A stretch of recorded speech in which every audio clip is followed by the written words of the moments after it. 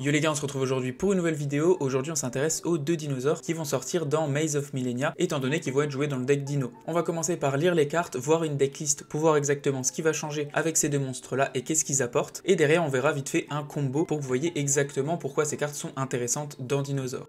Pour commencer, on va voir Chaetoptera qui est niveau 4 vent. Au niveau de ses effets, du coup, son premier effet, c'est que si l'adversaire contrôle 2 ou plus monstres qui ne sont pas vent, ces monstres ne peuvent pas le target pour une attaque. Bon, c'est pas folichon, on va pas se mentir. Ensuite, on peut utiliser chacun de ces effets suivants qu'une seule fois par tour. Durant la main phase, on peut ajouter une polymérisation depuis notre deck à notre main. Si cette carte est bannie, on va pouvoir la respect sur notre terrain et ensuite ajouter une polymérisation depuis notre cimetière à notre main. Pourquoi cette carte elle est intéressante dans Dino? Tout simplement parce que ça va être la remplaçante de Rex le géant. Rex le géant, le principe c'est que quand il est banni, on le respect. Et c'est ultra utile dans Dino parce que on va le spé une première fois en général avec nos bébés, et ensuite on va la bannir du cimetière avec ou notre Tyranno, ou alors notre Pilule, ou notre Diverno pour certaines situations, et derrière le respect pour pouvoir refaire une Xyz avec lui. Et ben en gros, lui il va juste prendre son rôle, Chaetoptera, on va dégager Rex de notre decklist, et on va mettre Chaetoptera, qui a exactement les mêmes avantages que Rex, sauf qu'il change d'attribut, bon ça c'est pas très gênant. Mais là où Rex le géant est une brique quand on le pioche, l'avantage de Chaetoptera, c'est que, bon c'est pas ultra intéressant à norme, c'est clair,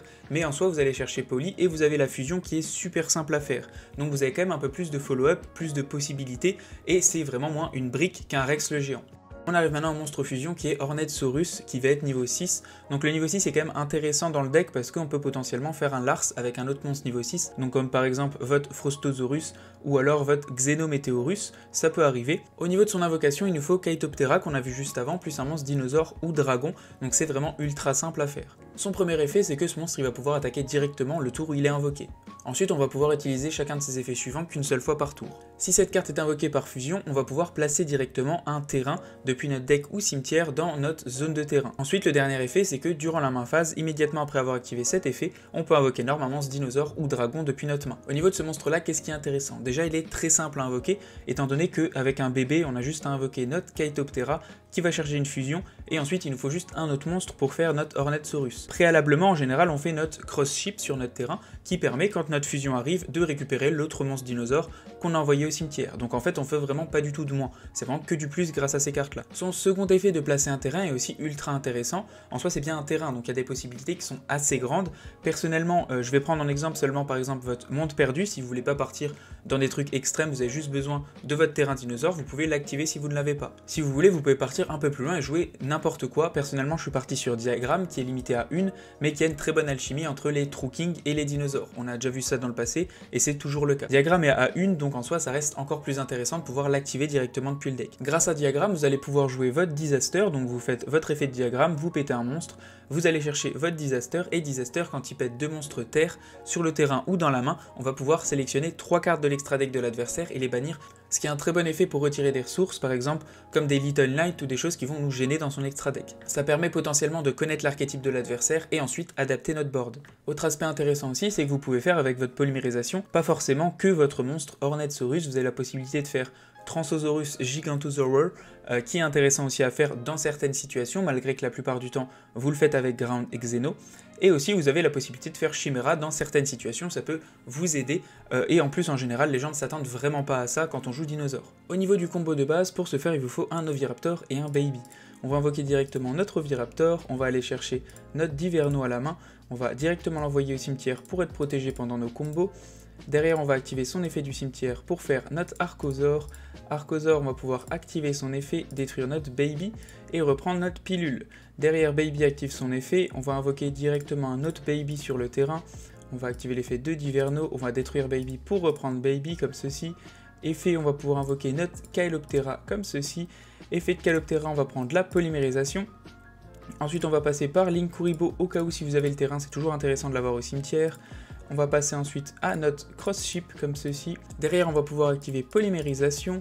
On va fusionner nos deux monstres pour faire notre nouveau Hornetsaurus. Effet qui trigger des deux, on va pouvoir faire cross-ship. On va pouvoir faire Hornet en deux étant donné que ça place le terrain. Donc on ne peut pas se faire H. On va placer notre Diagramme. On va pouvoir invoquer directement notre Baby depuis le deck. On va ensuite faire Diagramme. On va péter notre Baby, on va pouvoir aller chercher notre Disaster, effet de Baby, on va réinvoquer Baby, comme ceci, et ensuite on va pouvoir faire effet de notre Disaster, on va péter notre Baby et notre Cross-Ship sur le terrain, on va réinvoquer notre Disaster. Ensuite on va activer l'effet de Disaster qui va bien bannir en face up, j'ai dit face down je crois tout à l'heure quand je l'ai fait, mais c'est bien face up. Ensuite on va réinvoquer notre Oviraptor sur le terrain, et derrière on va pouvoir faire notre pilule, on va bannir notre ancien Kyloptera, et on va bannir aussi notre Cross-Ship.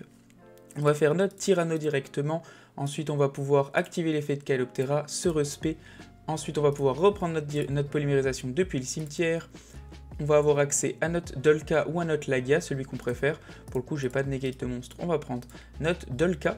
Et derrière, on va pouvoir faire notre Little Knight, comme ceci. En soi, vous avez la possibilité aussi, dans ce combo, au lieu de finir sur votre Baby Cerazor, vous partez sur Petit Pteranodon. Et lui vous permet d'invoquer directement... je vais quitter ça. Ça vous permet d'invoquer directement votre Xeno. Xeno, vous détruisez un autre monstre sur le terrain et vous allez pouvoir invoquer votre Frostosaurus qui vous donne accès à la fin à Evolzar Lars à la place d'un X64. Tout dépend de ce que vous voulez faire dans votre combo. Ma conclusion au niveau de ces deux nouvelles cartes, c'est franchement des bonnes cartes. Ça remplace du coup Rex le géant, ça donne un peu plus de follow-up, un accès à polymérisation qui est assez simple. Donc franchement ça fait des boards qui sont toujours intéressants. Dino, est-ce que ce serait pas plutôt un Diverno qui repasse à 3 qui pourrait faire que le deck remonte vraiment méta? Actuellement ça reste bon, c'est un très bon rogue, hein, c'est vraiment un très bon deck pour le coup. Dinosaure, j'adore. C'est pas deux cartes qui vont changer drastiquement Dinosaure, mais c'est toujours un plus dans le deck, donc pourquoi pas, j'aime beaucoup. Voilà, merci d'avoir regardé, n'hésitez pas à vous abonner et dites-moi si je me suis trompé ou quoi dans quelque chose. Ciao ciao, à plus.